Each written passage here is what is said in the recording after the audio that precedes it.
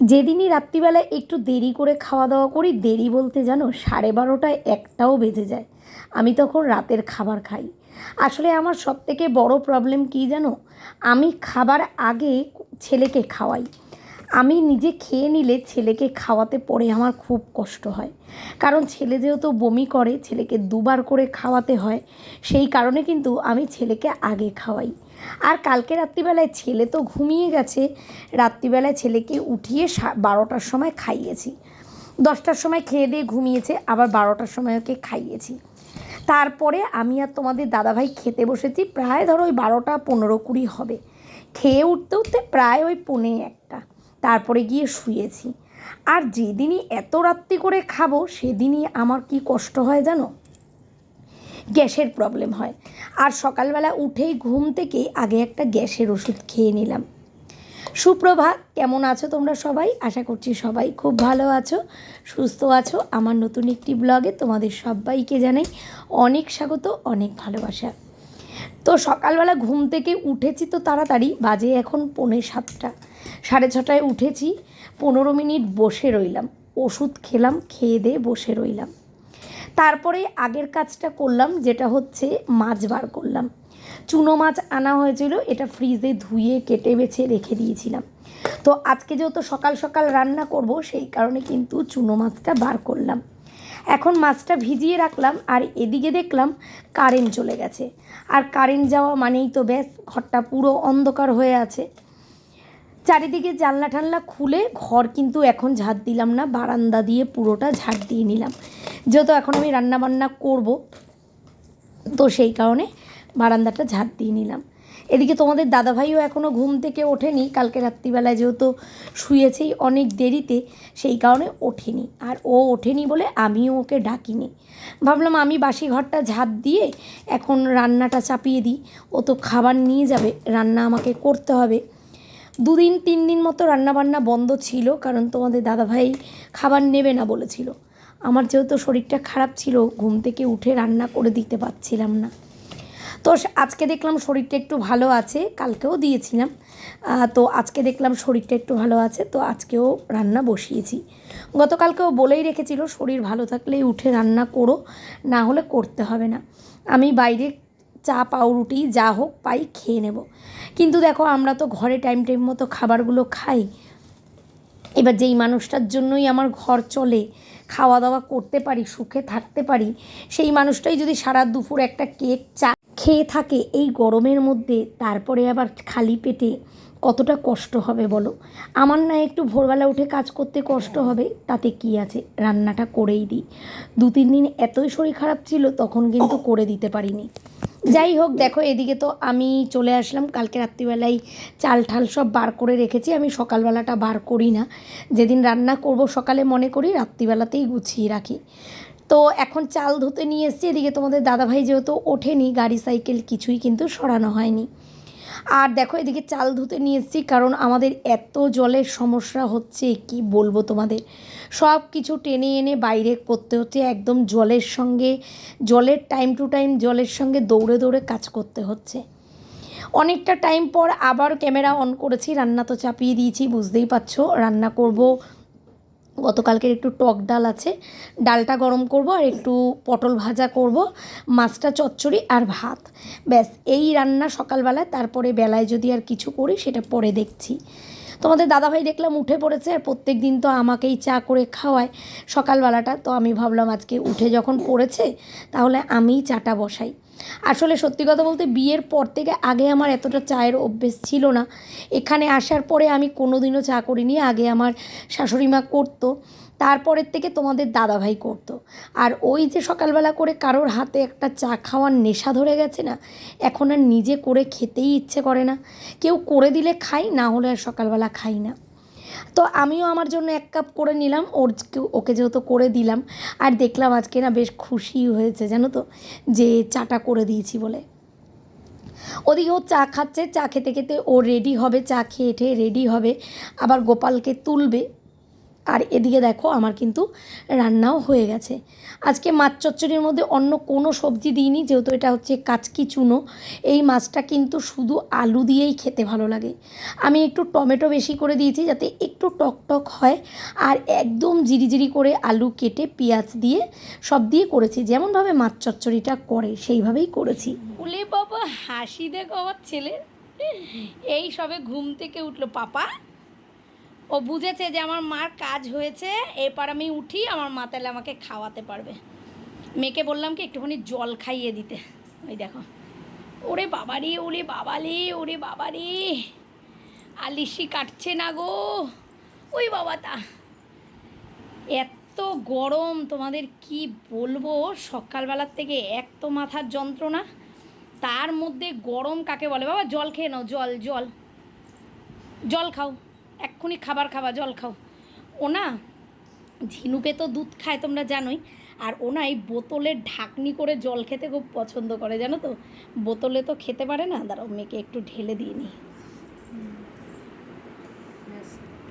ওনা বোতলে জল খেতে খুব, মানে বোতলের ঢাকনি করে জল, তারপরে ছোট বোতল দিয়ে যদি মুখে জল দিই তাহলে মানে বেশ খুশি হয়। আর ঝিনুকে করে জল খাওয়াতে নিলেই সে মানে যুদ্ধ করতে হয়। সেই কারণে না আমরা বোতলের ঢাকনি করে ওকে জল খাওয়াই, আর জলটা একটু বেশি খাওয়াই, কারণ আমার বাবার হিসুটা একটু কম কম হচ্ছিল। আর ওকে অনেকটা করে কিন্তু সারাদিনে অনেক জল খাওয়াই। কি পাপা, কি কি উঠেই দেখো, কালকে রাত্রি 9:30টার সময় খাইয়েছি, আর এই যে এখন বাজে 9:05-10 হবে, এখন উঠেছে পাপা। এই যে বাবা একটু তাকাও আমার সোনা বাবা। এখন আমার মেয়ে ওকে জামা প্যান্ট ছাড়িয়ে পরিষ্কার করে দেবে, আর আমি ততক্ষণে ওর দুধ আর সুজিটা করব। সুজি আছে সেই কারণে সকালবেলাটা সুজি এখন খাওয়াবো, বিস্কুট আর খাওয়াবো না, এরপরে ওটস দিয়ে আর যে কোনো একটা ফল দিয়ে খাইয়ে দেবো। ঠিক আছে পাপা, টাটা টাটা বাবা, টাটা। বাবা চলে গেছে। চলছে পাখা কিন্তু বন্ধ করতে পারছি না। এই তোমাদের দাদাভাই তো বেরিয়ে গেল 8:30টার মধ্যে। আমার রান্না বলতে তোমাদের দাদাভাইয়ের আন্দাজেই রান্না করেছি। ভাতটা একেবারে করে নিয়েছি, মাছটাও তো হয়েই গেছে। হ্যাঁ, মেহেন্দিটা দেখছে হাতের। তো মাছটা করে নিয়েছি, চুনো মাছ চচ্চড়ি করেছি, আর কালকের ডাল ছিল। ডাল আর আলাদা করে করিনি, ডালটা গরম করে আলাদা দিয়েছি, গরম ভাতের ওপরে ডালটা দিইনি, কারণ যদি নষ্ট হয়ে যায় সেই কারণে ডালটা দিইনি। তো ডালটা দিলাম, ভাত দিলাম, আর মাছ চচ্চড়ি দিলাম। আর আমাদের রান্না বলতে কিন্তু এখনও হয়নি, রান্না করব। কি করব সেটা আমি কেটে কুটে গোছাই, তারপরে তোমাদের দেখাচ্ছি কি রান্না করব। এখন কলপাড়ের দিকে কাজ বলতে মেয়ে ঠাকুরের বাসনটা ধোবে পরে। আমি জামা কাপড় যা ছিল ছেলের, আমাদের টুকিটাকি যা ছিল সব কাচলাম, সিঁড়ির ঘরটা ধোয়ালাম, জল ভরলাম। তারপরে বেসিনে তো একটা ফোঁটাও জল নেই আজকে কত দিন ধরে। কালকে পরশু দিনকে একটু জল উঠেছিল। কালকে সারাদিন মোটামুটি রান্না করেছিলাম, টুকটাক একটু জলের কাজ করতে পেরেছিলাম রান্নাঘরে। আজকে সকালবেলা উঠে দেখি আবার জল পড়ছে না, তার মানে জল নেই। বাথরুমের সব জল তোমাদের দাদাভাই ভরে দিয়ে গেছে, আর আমি বাইরে ছেলের দুধের বাটি, চায়ের কাপ ঠাপ যা ছিল ওগুলো সব আমি ধুয়ে দিয়েছি। মোটামুটি বাইরের কাজ এখন এই অবধি আমার শেষ। এখন আমি ঘরে এসেছি, অনেকটা কাজ করেই ফেলে, কিন্তু বালিশগুলো আজকে রেখেছি, বালিশগুলো ওয়ার খুলবো, বালিশের ওয়ারগুলো খুলবো, আর বিছানার চাদরটা আজকে চেঞ্জ করব। এখনও হাই উঠছে বাবা, উ উ বাবা উ তো বিছানার চাদরটা চেঞ্জ করব। আর এদিকে মেয়ে তো মোটামুটি ঘর দৌড় গুছিয়ে ফেলে, ওই চাদর টাদর সব ভাঁজ করে ফেলে। ওই দেখো আমাদের অ্যালবামটা দেখাবো তোমাদের, ঠিক আছে। আর এদিকে রান্না বলতে এদিকে তোমাদের দাদাভাইকে 1 বোতল ঠান্ডা জল দিলাম, আর 1 বোতল হচ্ছে বাতাসার জল করে দিয়েছি, সেটা নিয়ে গেছে। আর এইদিকে আমার অর্ধেক সবজি কাটা হয়েছে, এখনও বাকি আছে সবজি কাটা। তার মধ্যে এখন ছেলের খাবারটা করব, আর রান্নাঘরে দেখো যা বাসন কোসন ছিল সব বাইরে বার করে দিয়েছি। রান্না বলতে কি বলো তো, মোটামুটি কাঁচা কলাটা কেটেছি, কিন্তু এখন আর রান্না করতে বসলে হবে না, কারণ দিদি চলে আসবে। সেই কারণে এখন ছেলেকে খাওয়াবো, ঘরদোর পরিষ্কার করব, রান্নাটা আবার পরে করব, বেলায় করব। ওই যা হয়েছে হয়েছে, কারণ মেয়ে তো মাছ চচ্চড়ি খাবে না। কাঁচা কলা দিয়ে, বড়া দিয়ে, আলু দিয়ে একটা তরকারি করব, খাবি তো মনা? কাঁচকলা দিয়ে ওই ডালের বড়া দিয়ে যে তরকারিটা, ওইটা করব। আর বাবাকেও একটু ফোন করব যাতে বাবাদেরও খাবারটা নিয়ে যায়, কারণ দুদিন আগে তোমাদের বললাম না যে আমি দিয়েছিলাম, তারপরে আবার দিদি দিল। আর আজকে যেহেতু আমি করছি তো বাবাকে বলবো এসে নিয়ে যেতে। আর এখানে দেখো ছেলের সবজি একেবারে কেটে রেখেছি, কুমড়ো, আলু, গাজর। আজকে ওর জন্য এইটা ভাতের সঙ্গে সেদ্ধ হবে। আর এরপরে সব কিছু গোছানোর পালা, চারিদিকে ছড়িয়ে ছিটিয়ে আছে। ওই যে ওখানে ডাল ভিজিয়েছি। আর এই দেখো সব কাজ আমার এদিকে হয়ে গেছে। জামা কাপড় এখনও মেলিনি, জামা কাপড়গুলো একেবারে বাইরে বেরাবো, তারপরে মেলবো। কারণ আমার আজকে বাইরের দিকের একটু কাজ আছে। সিঁড়ির ঘরটা পরিষ্কার করব ব্লিচিং পাউডার দিয়ে, বাথরুম পরিষ্কার করব, মাথায় শ্যাম্পু করব। আর কালকে দেখি ভাবছি কালকে রান্নার ঝামেলাটা নেব না, সকালবেলায় যা হোক একটা করে নেব। তারপরে কালকে কাজের দিদিকে দিয়ে ঘরটা মোছাবো না, ঘরটা না আবার ঝুল পড়েছে, তো চারিদিকে একটু ঝুলটুলগুলো পরিষ্কার করব। আর পাখার ব্লেডগুলো এত ভারী হয়ে গেছে, তো তোমাদের দাদাভাইকে দিয়ে ভাবছি কালকে পরিষ্কার করাবো, আর সকালবেলাটা আমি করব। খুব নোংরা হয়েছে ঘরটা, তো কালকে ভাবছি ঘরটা একটু ঝাড়াঝাড়ি করব, মোটামুটি একটু ঝাড়াঝাড়ি। কারণ এই রান্নাঘরের কাজটা যখন হয়েছিল না তখন আমি ভালো করে ঝেড়েছিলাম, কিন্তু আবার দেখছি চারিদিকে ঝুল পড়েছে, পাখার ব্লেডগুলো ভারী হয়ে গেছে, সেগুলো করব। চলো, আর এখন কথা বলার টাইম নেই। দেখো পুরো 9:05 হতে গো, কথা বলো কেন তুমি? এই সারাদিন চলবে চিৎকার আর আ আ, তারপরে কি বলে বাবা, দিদি, ওরে বাবা, দেখো দেখো হাসি, দেখো দেখেছো? হাসিটা দেখো না, হাসিটা দেখেই সবাই পাগল হয়ে যায়। ওরে বাবা, ওরে বাবা, ওরে বাবা, ওই বাবা লালা পড়েছে বাবা। চলো দেখেছো? হ্যাঁ দিচ্ছি ওয়াইপসটা। হাগিস পুরো টনটনে হয়ে গেছে পাপা।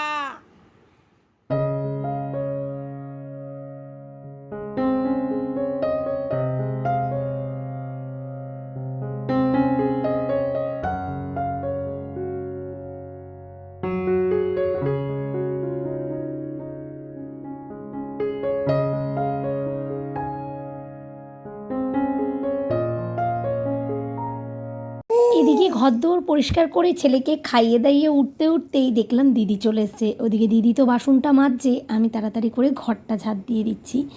আসলে কি জানো তো, কোনোদিনও আমাদের বাড়িতে দিদিকে ঘরটা ঝাঁট দিতে দিইনি, কারণ দিদি যা ঝাঁট দেয় সত্যি কথা বলতে আমার পছন্দ হয় না। নোংরার মতো নোংরা থেকেই যায়, আর তার মধ্যে যদি ভেজা ন্যাকড়া দিয়ে মোছা হয় না, নোংরা কিন্তু একদমই যায় না। ওদিকে ছেলে দেখো খাওয়া দাওয়া হয়ে গেছে, খাটের ওপরে বসিয়ে দিয়েছি। আর এদিকে মেয়েও আছে ঘরে।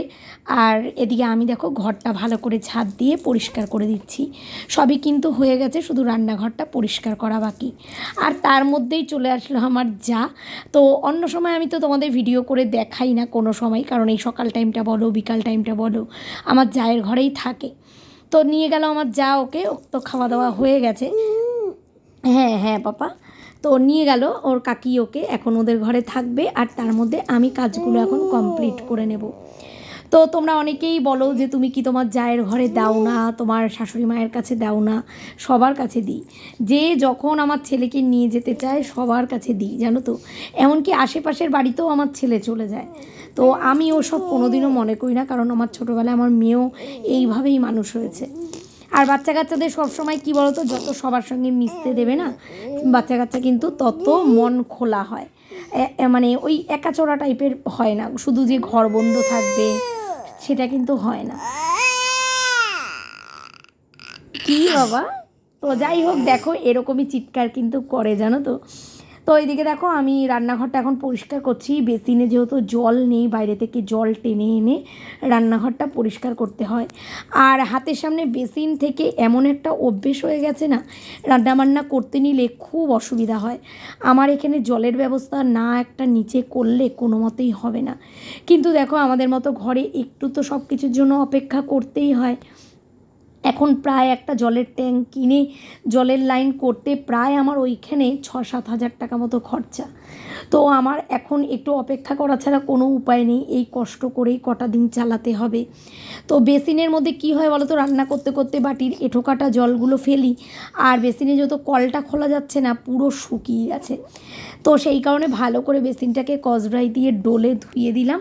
আর রান্নাঘরটা রান্না কিন্তু এখনও পুরো কমপ্লিট হয়নি, তবু আমি সকালবেলাটা এইভাবে একদম ভালো করে রান্নাঘরটা পরিষ্কার করে নিই।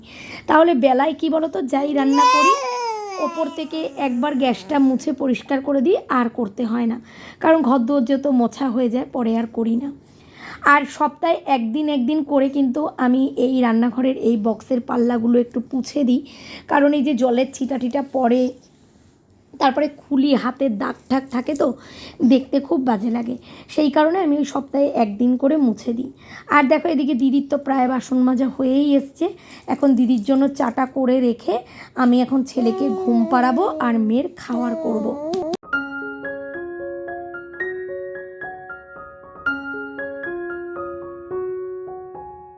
অনেকগুলো জামাকাপড় বেরিয়েছিল, আবার টুকিটাকি ছেলের খাওয়ানোর পরের বাসনকোসন ছিল, সেগুলো সব কমপ্লিট করলাম দিদি চলে যাওয়ার পরে।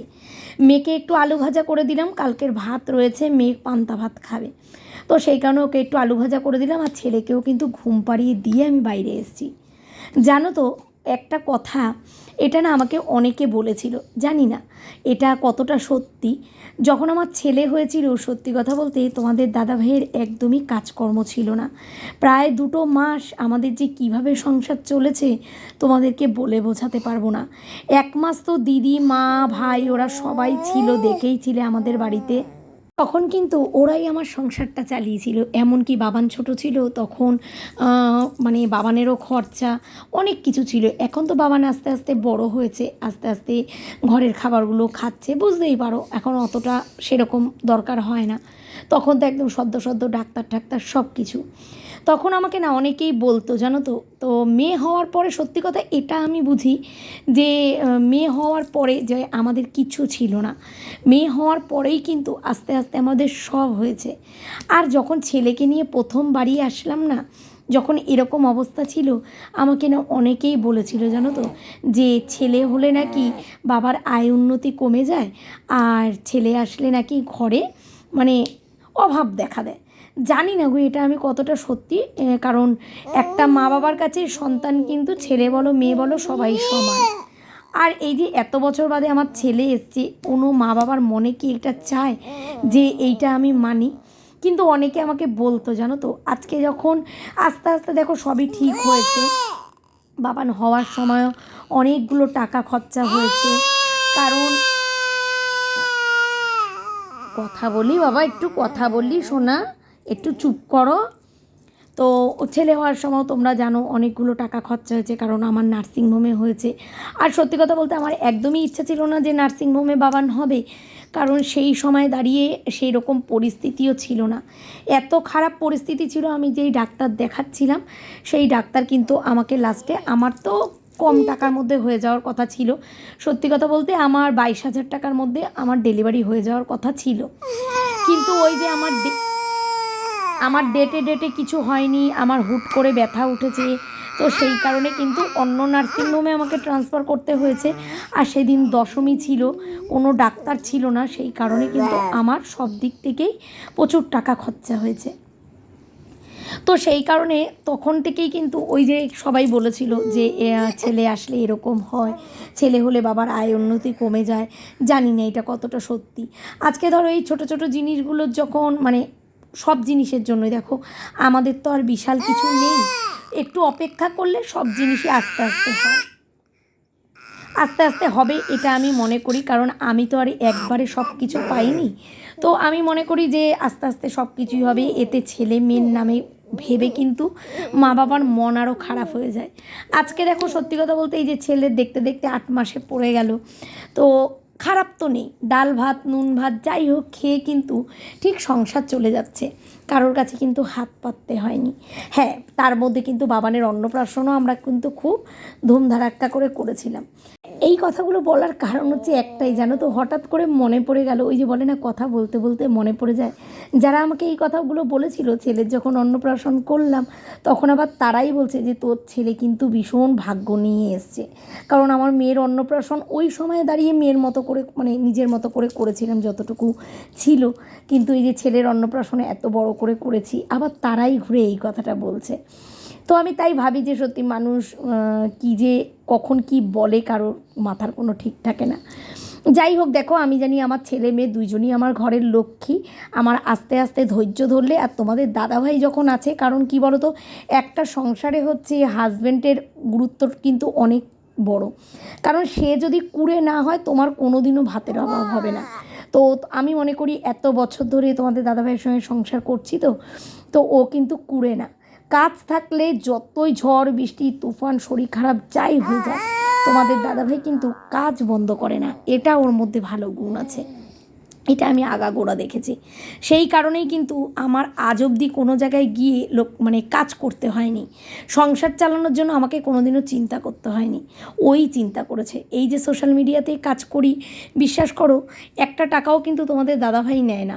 আমি আমার ঘরের জন্যই টুকিটাকি করি, আমার নিজের হাত খরচার জন্য রাখি, ছেলের জন্য কিছু করি, মেয়ের জন্য কিছু করি, ওদের জন্যই করি। আমার কিন্তু সংসারে কিছু দিতে হয় না। এই কাজটাও আমি করি শুধু আমার ভালো লাগার জন্য, যে আমি বাড়িতে বসেই তো থাকি, এই কাজগুলোই যদি করে মানে সোশ্যাল মিডিয়াতে দেখিয়ে যদি কিছু উপার্জন করতে পারি। তো যাই হোক, ভগবানের আশীর্বাদে সেই জায়গাটুকু এখন করতে পেরেছি। তো যাই হোক, দেখো অনেক কাজকর্ম করে আমি কিন্তু ক্লান্ত হয়ে গেছি। আজকে আর গরম গরম বলে, শরীর খারাপ বলে কিন্তু বসে থাকিনি, কারণ এই কাজগুলো অনেক দিন ধরে রয়েছে ঘরে, করতেই পারছিলাম না। বাইরের সিঁড়ির ঘরটা এত নোংরা হয়েছিল, এত স্লিপ হয়ে গেছিলো, তো অনেক দিন ধরে করব করব করে করা হচ্ছিল না। আজকে করলাম। তারপরে এসে প্রায় ছেলেকে খাইয়ে আধ ঘন্টা মতো শুয়েছিলাম। তারপরে উঠে দেখো এখানে তরকারিটা রান্না করতে নিয়েছি। বড়া ভাজলাম, কাঁচা কলাগুলো ভেজে আলাদা তুলে রাখলাম, পেঁয়াজ আদা রসুন কাঁচা লঙ্কা টমেটো সব একসঙ্গে পেস্ট করেছি, করে গোটা জিরে আর গোটা শুকনো লঙ্কা ফোড়নে দিয়ে আলুটাকে ভেজে নিয়ে মশলা দিয়েছি। ব্যাস, এরপরে ভালো করে কষিয়ে বড়া কাঁচকলা দিয়ে আবার একটু কষিয়ে গরম জল দিয়ে দিয়েছি। আর সাথে করব কাঁচা কলার চোকলা বাটা।